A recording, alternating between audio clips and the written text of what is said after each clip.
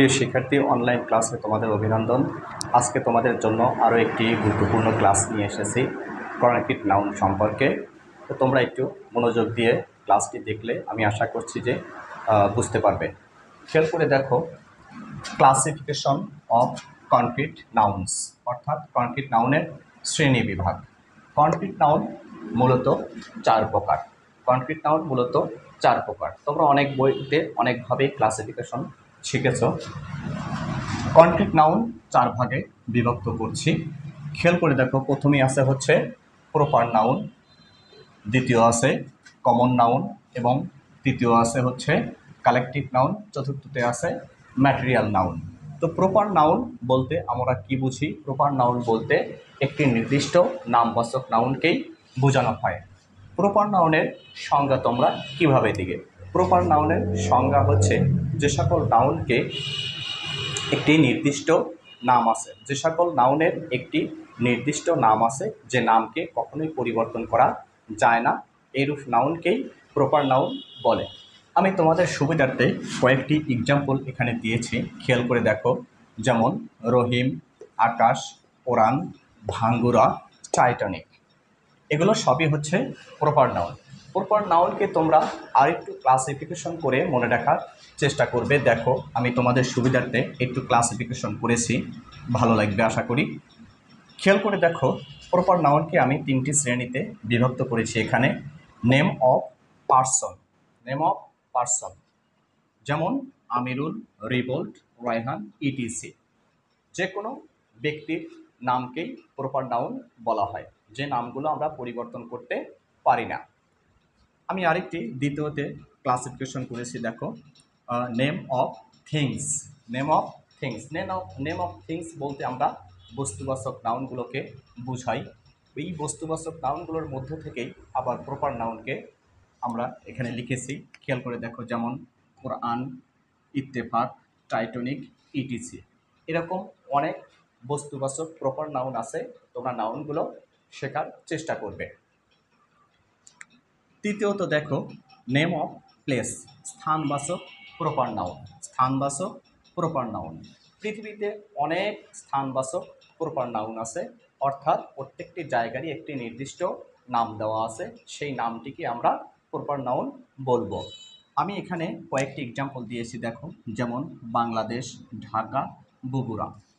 এবং সবসময় মনে রাখবে যে at first use the capital letters, capital letters of proper noun, অর্থাৎ প্রত্যেকটা প্রপার নাউনের পূর্বে প্রথম বর্ণটি ক্যাপিটাল লেটার হবে। প্রপার নাউনের ক্ষেত্রে প্রত্যেকটা নাউনের প্রথমেই ক্যাপিটাল লেটার্স ব্যবহার করতে হবে। আমি আশা করি যে প্রপার নাউনটি তোমরা সুন্দরভাবেই বুঝতে পেরেছ। দ্বিতীয়ত আছে হচ্ছে কমন নাউন বা জাতিবাচক নাম, জাতিবাচক নাম।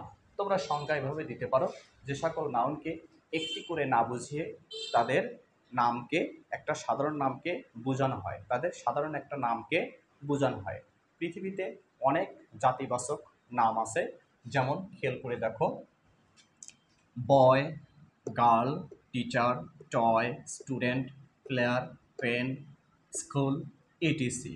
বয় বলতে আমরা কি বুঝি? বালকদের বুঝি। এরকম একাধিক বালককে বা একাধিক বয়কে যদি একত্রিত করেও রাখা হয় বা একসাথে থাকে, তবুও তারা বালকই থাকবে, মানে তাদের একটা জাতিবাচক নামেই থাকবে। এরপরে আছে কি?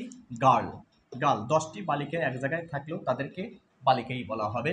টিচার, সমস্ত টিচার যদি এক জায়গায় হয় তবুও তাদেরকে টিচারই বলা হবে। টয়, খেলনা।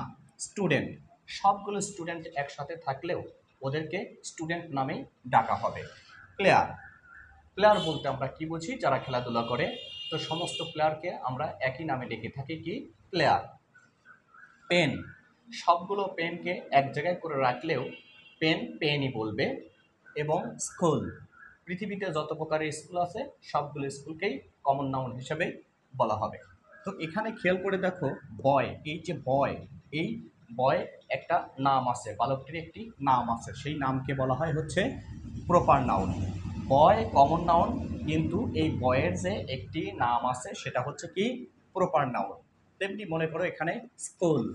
স্কুল সমস্ত স্কুলে কমন নাউন, কিন্তু প্রত্যেকটা স্কুলেরই একটি নির্দিষ্ট নাম দেওয়া আছে। প্রত্যেকটা স্কুলের একটি নির্দিষ্ট নাম দেওয়া আছে, যে নামটি হলো প্রপার নাউনের অন্তর্ভুক্ত।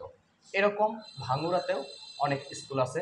Mumtaz Mostafa ideal school, Bhangura union উচ্চ বিদ্যালয়, Bhangura Jonira Rahima girls school, Bhangura Jonira Rahima girls school. সুতরাং স্কুলের নামটি হচ্ছে প্রপার নাউন, স্কুলটি হচ্ছে কমন নাউন। আমি আশা করছি যে এখন তোমরা কমন নাউনটি সুন্দরভাবে বুঝতে পেরেছ। 3 নম্বর আছে, দেখো খেয়াল করে, কালেকটিভ নাউন। কালেকটিভ নাউন বলতে আসলে কি বোঝায়? দল বা সমষ্টি, দল অথবা সমষ্টি। এর সংজ্ঞা তোমরা এভাবে প্রয়োগ করতে পারো, যে সকল নাউনকে একটি করে না বুঝিয়ে তাদের দল বা সমষ্টিকে বোঝানো হয়। যে সকল নাউনকে একটি করে না বুঝিয়ে তাদের দল বা সমষ্টিকে বোঝানো হয় তাকেই কালেকটিভ নাউন বলে। আমি তোমাদের সুবিধার্থে কয়েকটি এক্সাম্পল এখানে লিখেছি। দেখো, family, people, army, gang, party, team, company. এখানে এক একটি ওয়ার্ড হলেও একটি ওয়ার্ড উচ্চারণ করার সাথে সাথেই বুঝতে হবে যে ওর ভিতরে একাধিক নাম লুকায়িত আছে। যেমন ফ্যামিলি, ফ্যামিলি অবশ্যই একজন পার্সনকে দিয়ে কখনোই ফ্যামিলি গঠন হয় না, একাধিক পার্সন মিলেই একটি পরিবার গঠন করে। তেমনি পিপুল, পিপুল বলতে কি বোঝায়? লোকজন। মানে ওয়ার্ড এখানে একটি থাকলেও অনেকগুলো লোকজনকে এখানে বোঝানো হচ্ছে। গ্যাং, গ্যাংয়ের মধ্যেও অনেকগুলো নাউন লিপিবদ্ধ আছে। গ্যাং বলতে আমরা একাধিক পার্সন মিলিয়া যেটা গঠন করা হয় তার নাম দেওয়া হয় কি? গ্যাং। টিম, টিম বলতে একাধিক প্লেয়ার যখন একত্রিত হয়ে খেলে তখন ওই দলটির নাম দেওয়া হয় কি? একটা টিম। এরপরে আছে কি? পার্টি, একাধিক ব্যক্তি মিলিয়ে যখন কোনো অনুষ্ঠান উদযাপন করে তখন ওই অনুষ্ঠানটার নাম হয়ে যায় কি? পার্টি। এভাবে যদি তোমরা কালেকটিভ নাউনটি মুখস্থ করে বুঝতে পারো তাহলে মনে থাকবে। এরপরে খেয়াল করে দেখো, 4র্থ নম্বরে আছে হচ্ছে ম্যাটেরিয়াল নাউন বা বস্তুবাচক বা পদার্থবাচক নাম। তো ম্যাটেরিয়াল নাউনের সংজ্ঞা আমরা কিভাবে দিব? ম্যাটেরিয়াল নাউন বলতে যে সকল নাউনকে কখনোই গণনা করা যায় না কিন্তু ওজন অথবা পরিমাপ করা যায়।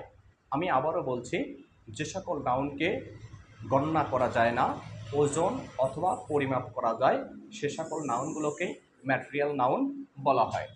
আমি তোমাদের সুবিধার্থে, বোঝার সুবিধার্থে কয়েকটি এক্সাম্পল এখানে দিয়েছি। দেখো, যেমন water, salt, oil, milk, rice, oil, silver, steel, sand. এই নাউনগুলো তুমি কখনোই কাউন্ট করতে পারবে না, গুনতে পারবে না। ওজন অথবা পরিমাপ করতে পারবে, ওজন অথবা পরিমাপ করতে পারবে। এই সকল নাউনগুলোকেই ম্যাটেরিয়াল নাউন বলা হয়। তো তোমরা যদি কনক্রিট নাউনের ক্লাসিফিকেশনটা এভাবে সুন্দর করে মুখস্থ করে এক্সাম্পলগুলো বুঝতে পারো, সংজ্ঞাগুলো মনে রাখতে পারো, তাহলে কনক্রিট নাউন সম্পর্কে আমি আশা করছি যে তোমাদের কখনোই সমস্যা হবে না। সুতরাং আজকের মতো ক্লাস এখানেই শেষ করছি। পরবর্তী ক্লাসিফিকেশন দেখতে চাইলে অবশ্যই আমাদের সাথেই থেকো। সবাইকে ধন্যবাদ। আল্লাহ হাফেজ।